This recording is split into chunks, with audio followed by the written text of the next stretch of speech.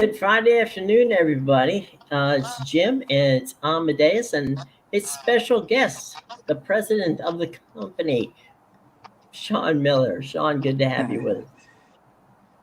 So, you guys, I was Thanks. totally Yeah, oblivious it's to a this. big day. Spot big. Yeah, I was, you know, not on my radar. I missed, and you guys were kind enough to share with me a massive upset that happened in cricket right here in the United States. Amadeus, fill us in, bud. Yeah, as some of the audience may know, some may not know, but the T20 World Cup for cricket is here in North America. They're hosting, most of the games in the U.S. There are a few down in Central America, but yeah, it's exciting. USA and Canada are both in the tournament, and USA pulled off the largest upset in the history of the sport yesterday, beating Pakistan, who I believe is ranked seventh in the world. Definitely a top 10 team. Not sure the exact ranking there, but yeah, very quality team in Pakistan. I saw people comparing it basically to just to give you an idea if you don't follow cricket, the magnitude of the upset. People were comparing it to this season's Washington Wizards beating a Michael Jordan-led Chicago Bulls team. So that'll give you, an idea of where Pakistan is in the world when it comes to cricket. Unfortunately, I don't think Al Michaels does cricket, or he would say, "Do you believe in miracles?" And there you go. It's pretty amazing. That's something to. Do you guys think? I mean, suddenly cricket is hot in this country. Is it something we should be looking, forward to? Uh, this is kind of like the jumping off point, or is this something where it's like a one off? I think it's. I mean, I can speak to New Jersey and the population Right. of Sure.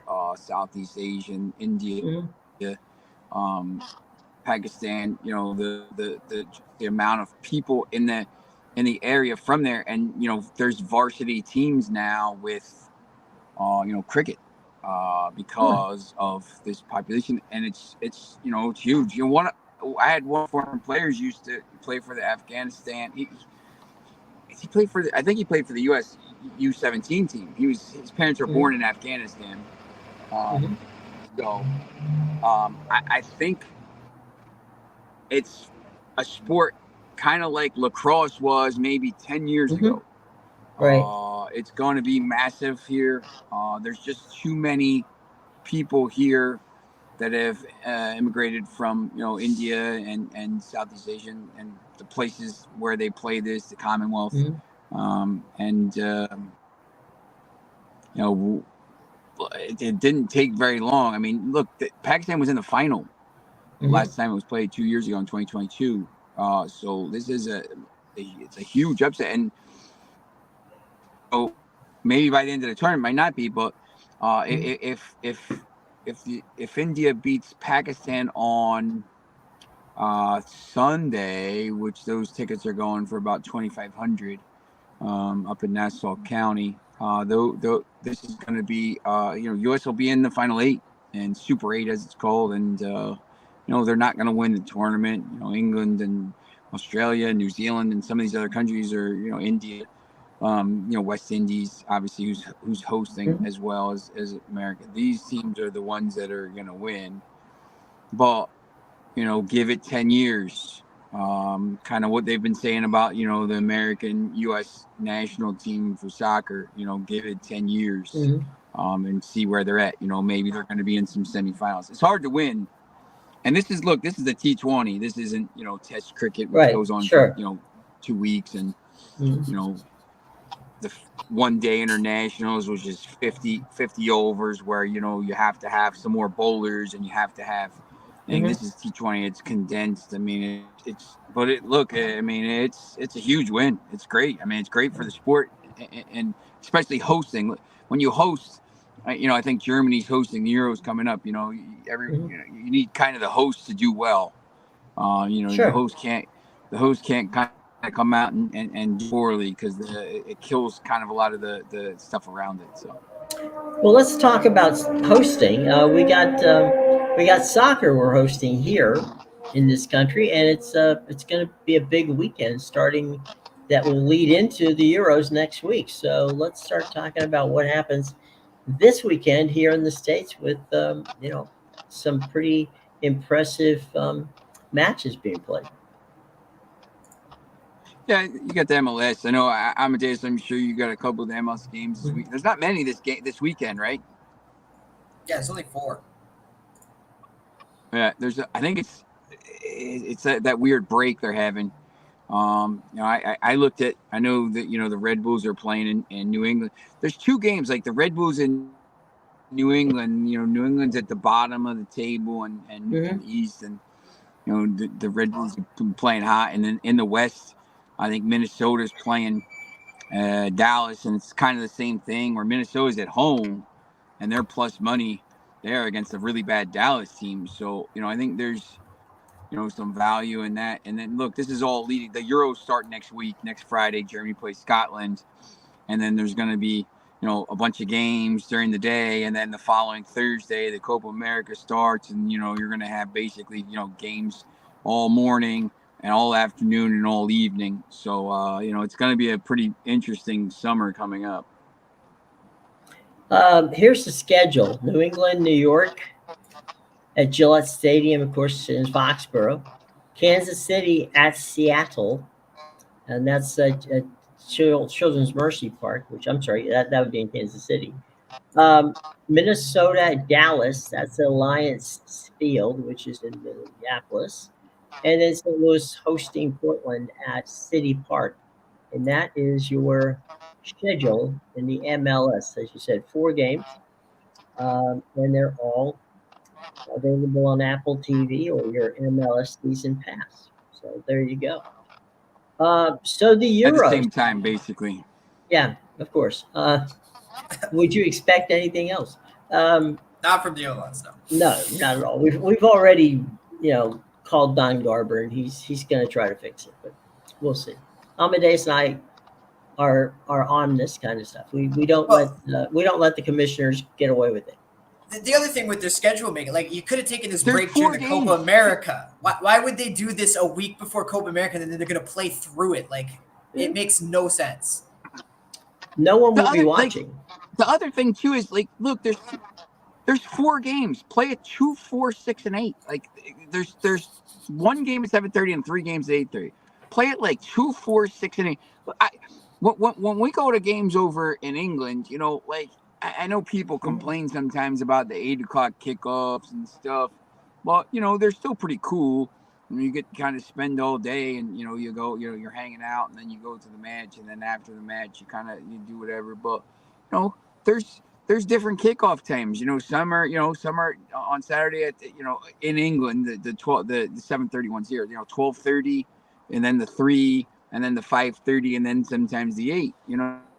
Like, well, from a programming that's standpoint, the thing with the Euros and the Copa America. It's all different times. back in my programming days, what we used to do. MLB is, Yeah. I'm just saying, programming wise, when we did college or college football, right? That noon kickoff is the most valuable piece of real estate on Saturday because it gets you going for the rest of the day.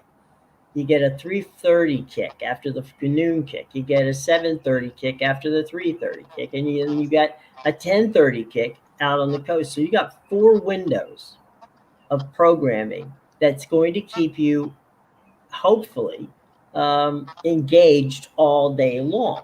So the theory of the case is, and the NFL has a 1 o'clock kick. They've got a 4, I guess it's 4:30 now, 4:30 kick. They've got the 8 o'clock kick, on Saturday, Sunday. So literally, we've proven, and when I say we, I mean programming lineup has proven that you can keep an audience all day long. You just have to have something compelling. To take it, as you said, and condense it, you're killing your audience. Look at I look Go at what ahead. baseball's done. You got these Yeah, the sure. games start first pitch at 6:20 and 6. Yeah. So and I if I'm watching it, if it, you start watching a 6:20 game and you start to Mm. get into the later the games first pitch at 7:10. Maybe I'm not switching over to the 7:10 game. Maybe I'm staying Right. with the 6:20 game because I'm already 50 minutes invested in it and stuff. So it's I don't know. I know it's programmers and stuff. We just see what these leagues do. We've talked about this 70 times. I mean, Hmm. it's I like the way that the games, the Euros are 100% spread out, so that after the match ends, they have an hour to talk about the match, the last match and the upcoming match. So the games are spread out to give you that time, and that's how Hmm. I think the NFL isn't. The NFL doesn't maybe do that as much. The games, most of the talking comes at halftime, or which is only 12 minutes now, or Right. after the 4:25 games, or before the 8:30 games. So, Or the 9-hour it's a pregame. little different, but soccer. Yeah. It's Yes, with a nine, I think I don't even watch the. I know this is going to be on Fox, the Euros, and like mhm. I just once again I think we've talked about it multiple times in the past. I'm not a huge fan of the they want to make somehow they'll find a way to make Belgium and Spain about the U.S. national team, and the MLS and the women's they'll find a way to make it about the NWSL, because hey, stay tuned for the NWSL after the Euros are over, and they'll find a way to connect it. And I'm like, and so they waste this valuable time and where they could be talking tactics or something like this, and they just talk about like other stuff. So Well, what's going to happen is we know Scotland's going to beat I just Germany. want to watch the matches. Yeah. Well, Amadeus's boy is on Amadeus. Scotland, so we know Scotland's going to beat Germany in the opener, right? Absolutely, Germany. Look, Germany doesn't stand a chance. I know. I know. Sean was saying you want the host nation to do well, but when have we really seen the recent host nations doing well? It's Qatar like didn't even get out of the group at the World Cup. Like, it's like the President's Cup in hockey, right? We talked about that. You don't want to get the President's Cup for the best record in this in hockey when you go to the Stanley Cup, because that team doesn't win. Yeah, Euro 2016, France hosted, got to the final, and then hit the post 17 times. It cost me about $1,000 in bets, man. I had them on the futures, and I didn't hedge my bet. That was one of my bets. I didn't hedge the bet, and Portugal won in extra time, and I lost. I lost out on like a lot of ahead, but like I could have been like a lot ahead. Mm-hmm. And that was 2016. So 2017, before a year out from the tournament, maybe 6 months, I bet France at plus 700, whatever they were. I think it was plus 700, and France gets to the final again, and everyone's like, "Don't be a dope, hedge your bets." And I'm thinking about it, and I'm like, nah, I'm taking France -1. I'm doubling down. And then they ended up winning. There was 4-1, and then Lloris let that dumb goal in, so I had to be worried. But, France won the tournament. And, since then, they've been the best team in the world. It's the host teams don't usually do well. They want them to get into the actually, I know Russia, I think, got to the quarterfinals. Because it helps keep people involved and sells tickets and stuff like that. No question about it. So this weekend, guys, some interesting situations. I'm going to say that if you're a baseball fan, the Dodgers and Yankees, that ought to be a fun little get together in New York. You got the Dodgers and the Yankees. Some say it's a World Series preview. I say not yet. Let's pump the brakes on that one. But Dodgers Yankees this weekend.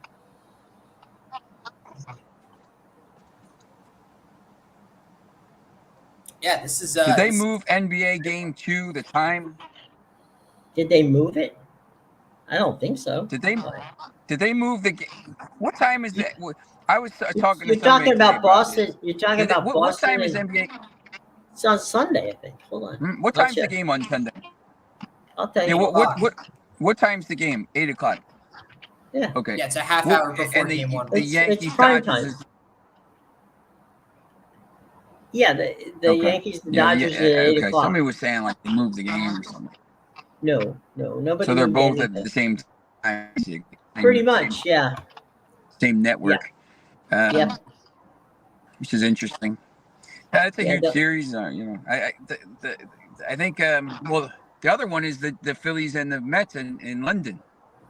Oh God. So yes. I think that'll be pretty cool. I always. Yeah.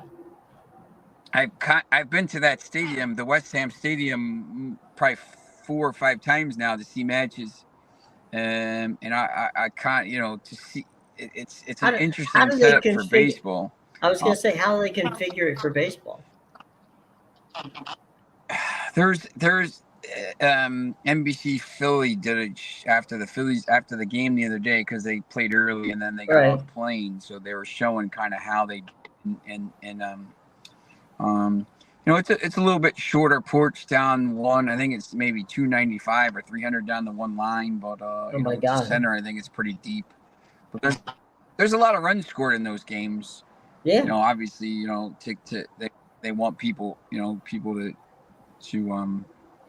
kind the of sight like lines ought to be stuff. interesting. Yeah. Yeah, it's pretty cool. I mean, when the Yankees went over there and played the Red Sox, look, I think the Cubs and Cardinals played. It's pretty interesting. I'm not sure baseball, because cricket is so big. Baseball is tough. I mean, I think there's people that play, and they play rounders growing up and stuff like that. Right. So like baseball has it. I think it'll be more of like a niche sport. Like basketball is definitely getting bigger over there. The NFL is massive. College football is, because the NFL, people are watching a little more of the college football. But baseball, I think, once again, it's the games. Most of the games are midnight or later. So it's always tough to same with with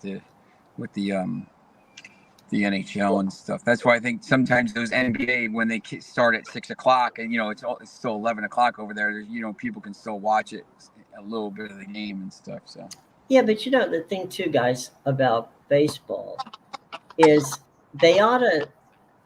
This is just my opinion. They've got Asia, all right. They've got Australia. They've got the Caribbean.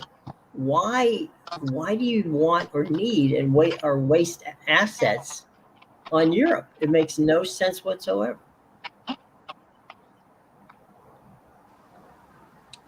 Yeah, it's interesting. I mean, even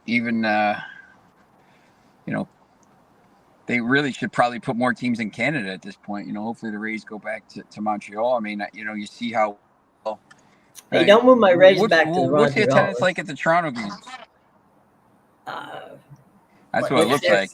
I know he's building a stadium there. But what's because the Blue Jays have been pretty good for the last couple of years. I mean, what's it? Do you get the games over there? Oh yeah, I get the games. I mean, they sell. I know they sell. I've gone to days, especially when they do the giveaway stuff. There's lineups. People support the team here for sure. So the attendance as well for the Blue Jays. They're definitely making money. They're in phase 2 of renovating the entire stadium right now. I think it's a 3-phase project, so it's still going to be taken into next year. But they feel like they can spend all this money.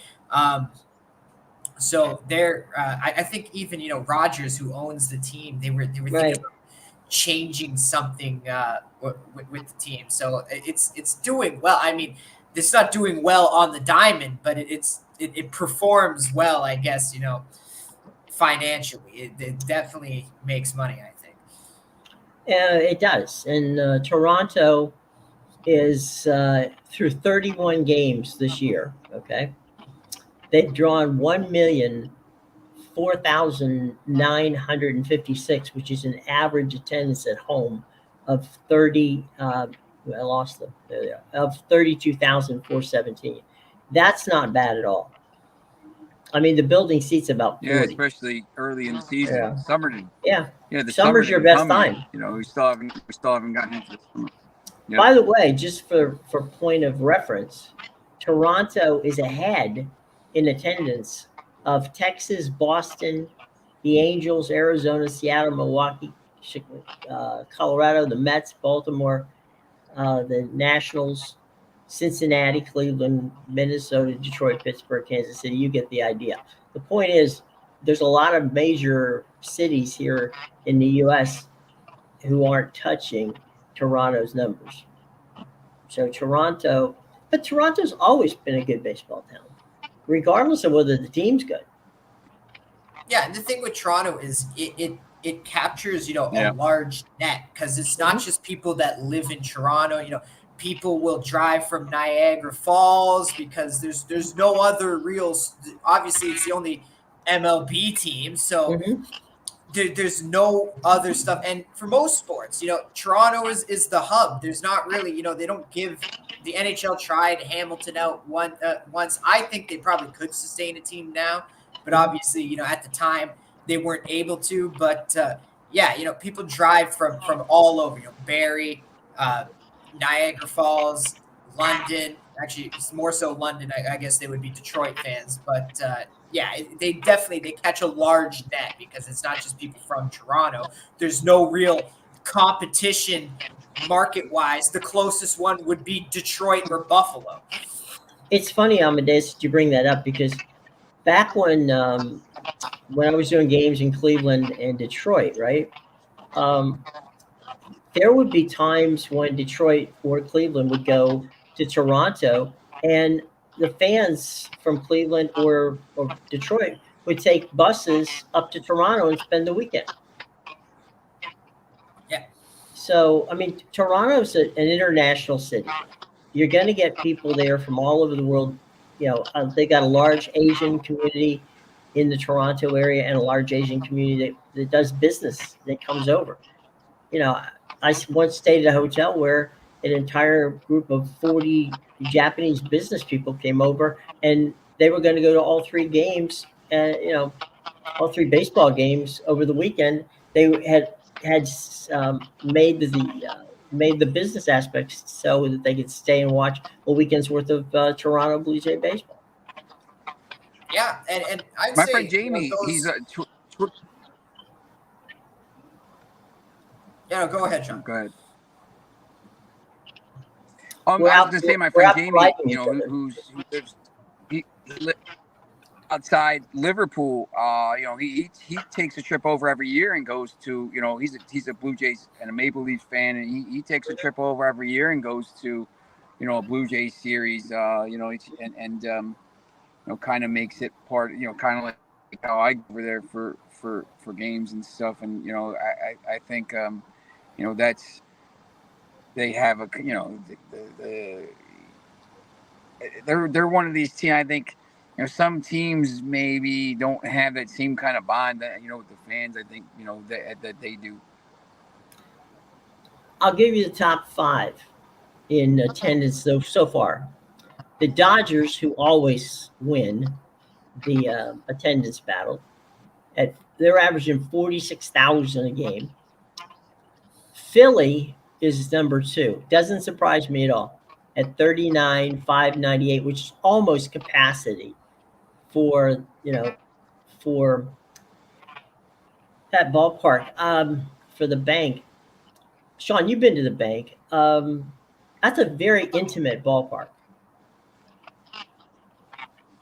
Yeah, it's a great place to watch games. That whole complex that they have down there, and I think with the link, if the MLS, if Philly if the Union were smart, they'd put a stadium right there as well and get it out of Chester.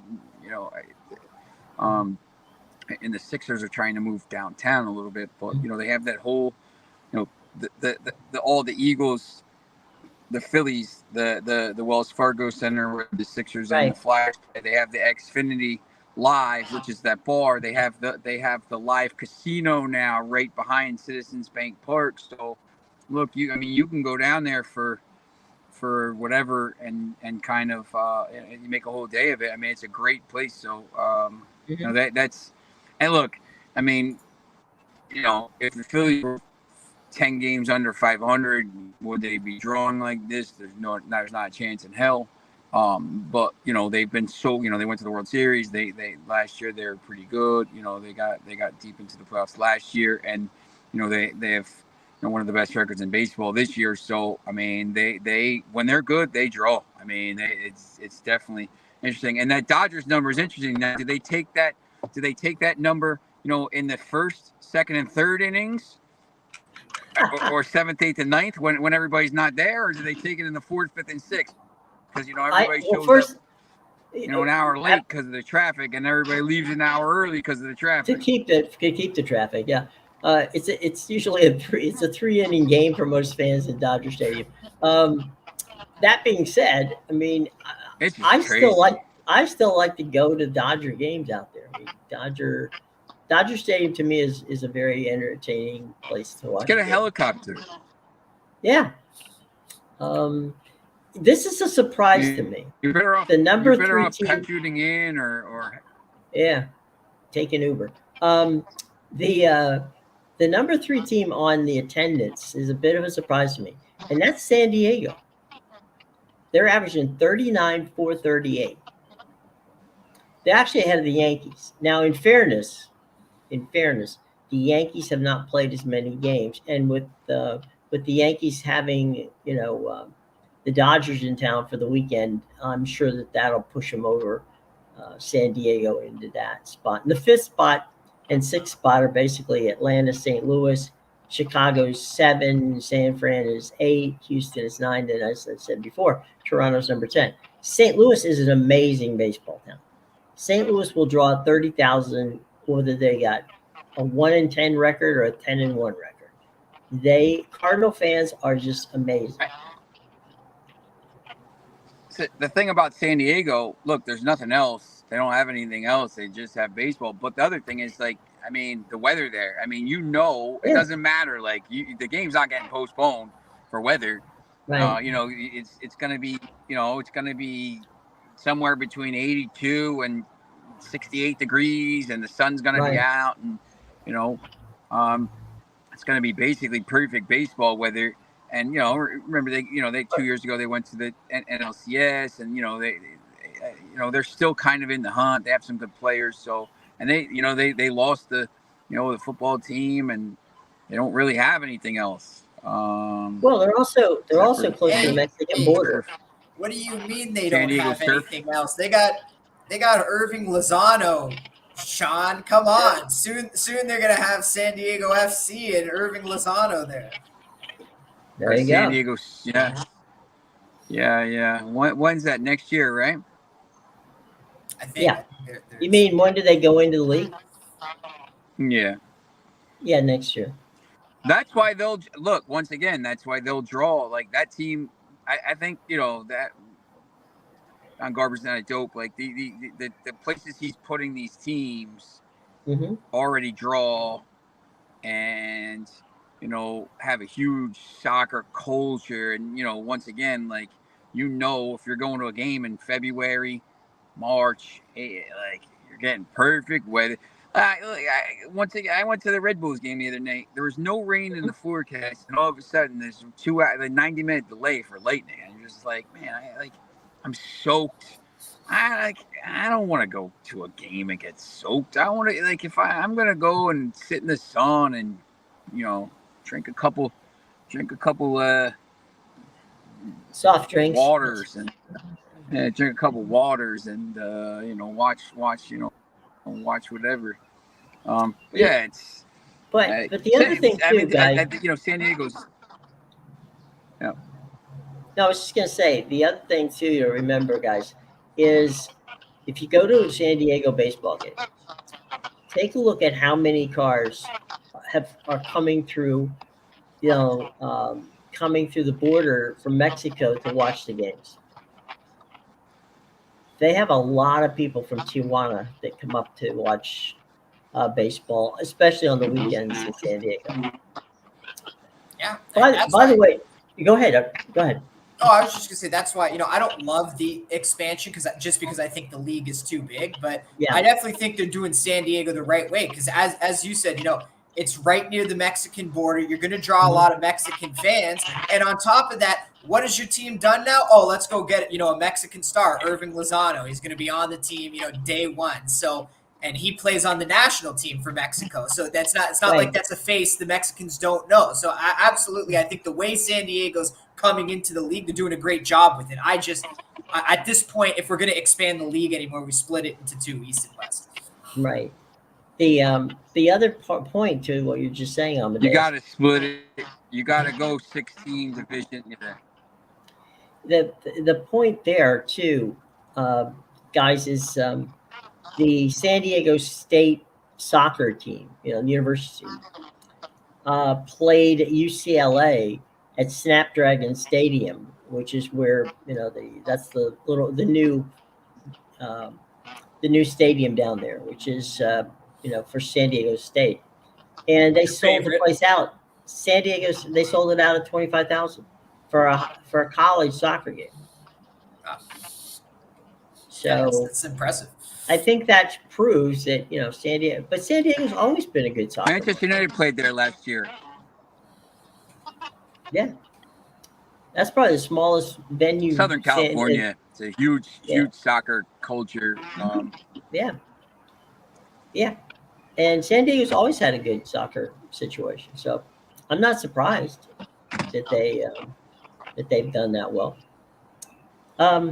Hey, I don't know if you guys saw it, but it's worth dialing up on YouTube.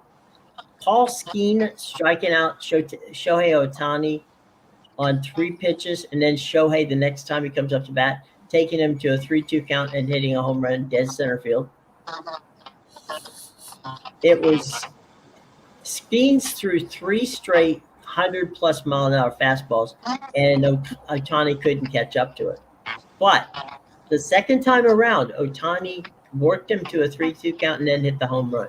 So, I mean, there's on one side you get to tip the cap to Skeens for striking him out. On the other hand, you got to tip the cap to Ohtani for adjusting. Yeah, definitely. Nice draw there for sure. Yeah, that's pretty wild. I mean, on the first out, you're like, cool, the guy just smoked him.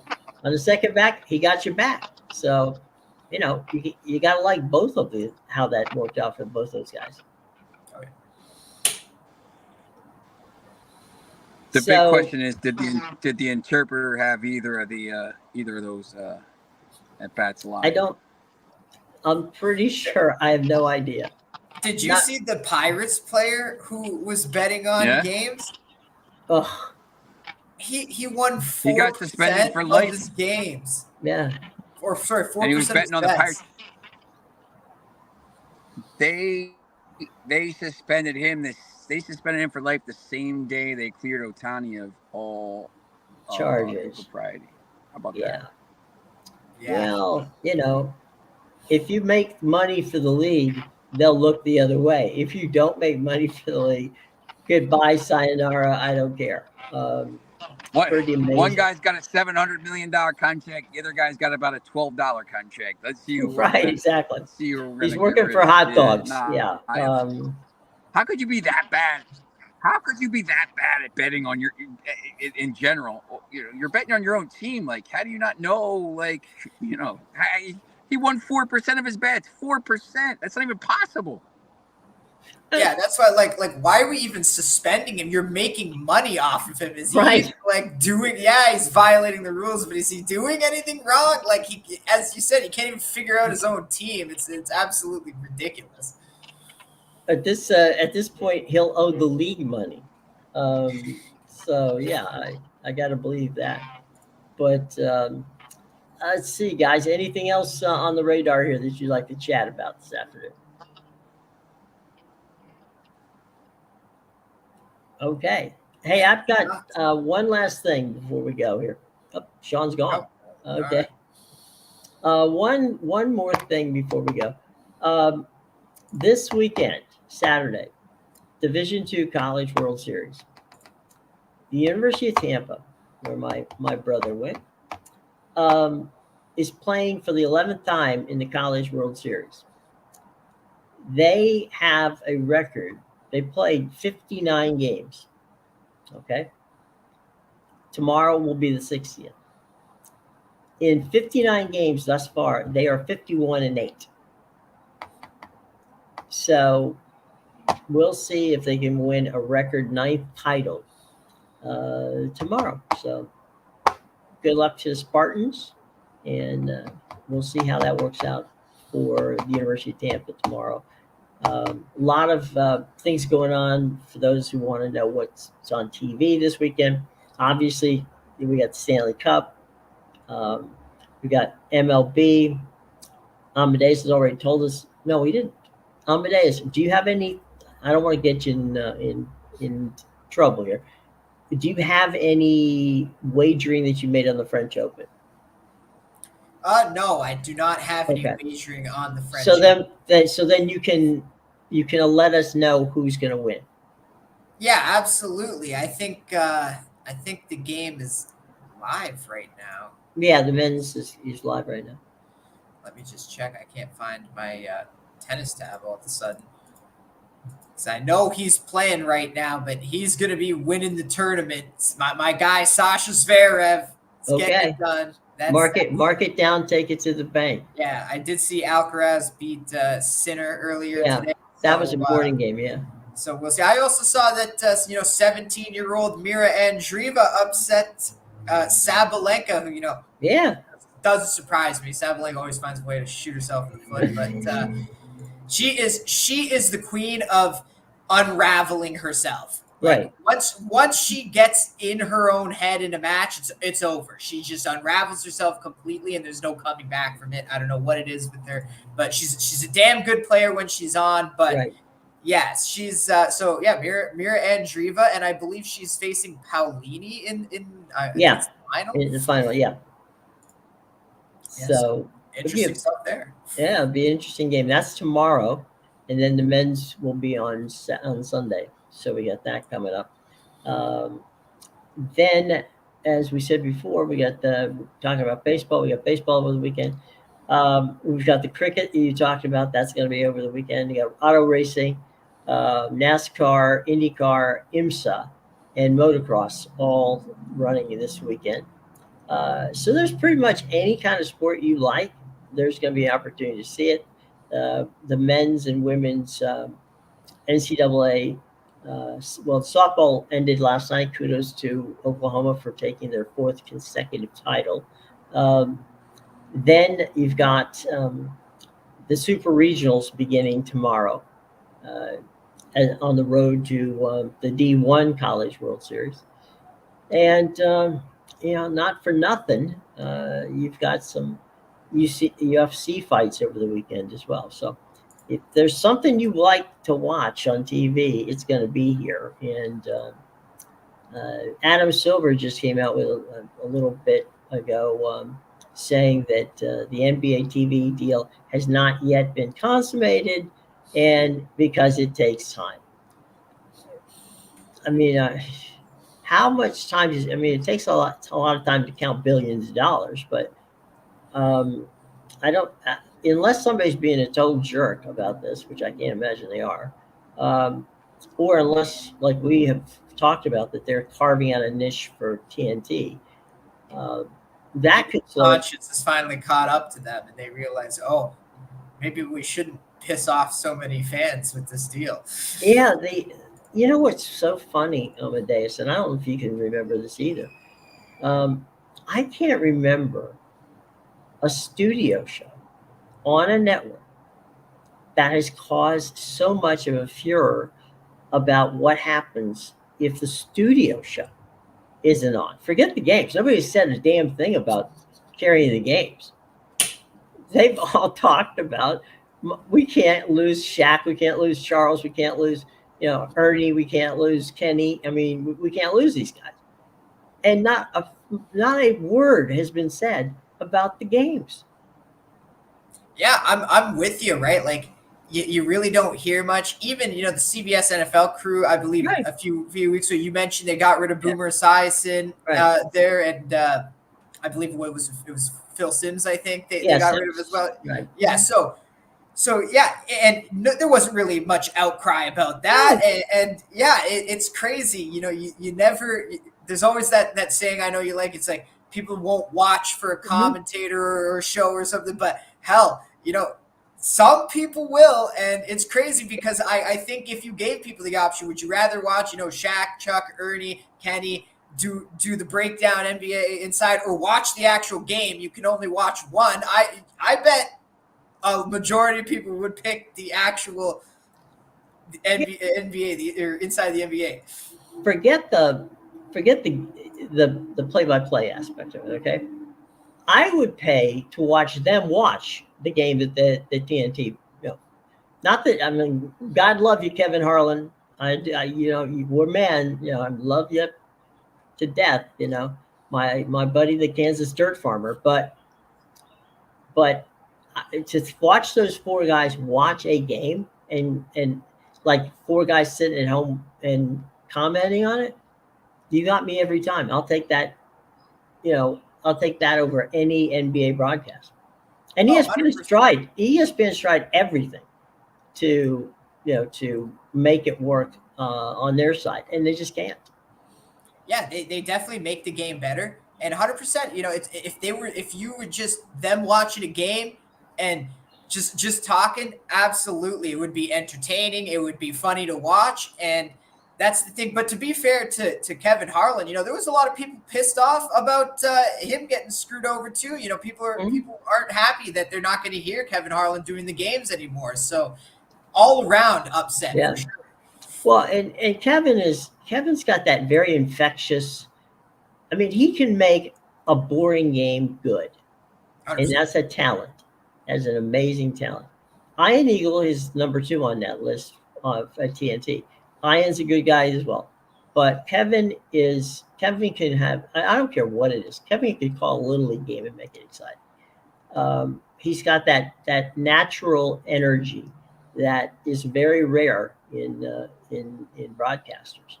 But I don't know if you have seen it, but part of what makes the inside the NBA so entertaining is the dynamic between Chuck and Shaq, and what they actually have a promo out now that has gotten so much traction. It's got 19 million views on YouTube.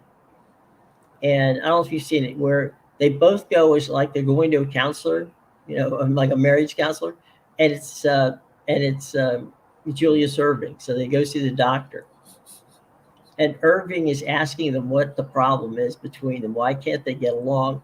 And he says, you know what? I think it's a matter of trust. So we're going to do a trust, exercise. The old joke about, stand there and fall back into the guy's arms. Yeah. So Shaq is going to fall into Chuck's arms, right? And Doc is sitting there, saying, okay, here's what you do. Just, let loose. But he doesn't say fall back. So what happens is Shaq falls forward, and Chuck's standing there as he's on the floor going, I told you he was a dummy. So I mean, it's almost cartoonish, some of the stuff they do, but it's so entertaining.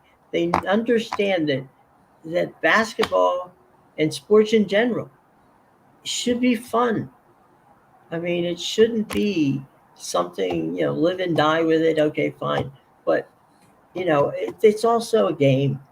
And that's what makes so much fun with those guys, because they don't take it seriously. They take it seriously enough to tell you what's going on, but they don't take it so seriously that they can't laugh at each other or laugh at the league. Yeah, definitely, and that's what makes them so great, right? Right. They make fun of the league, they make fun of the players, they call them out, Yeah. and that's the thing, right? It makes it more entertaining and enjoyable to watch for everybody. And the other thing too is that NBA players watch that show and Oh, they want to be on that show. You can't tell me an NBA player who wants to be on ESPN. They pretty want much. to be with Chuck and they want to be with Shaq. Oh yeah, That's it. And the reason Ernie has to be involved is because Ernie's the traffic cop. Poor Kenny would never get a word in edgewise if Ernie wasn't there.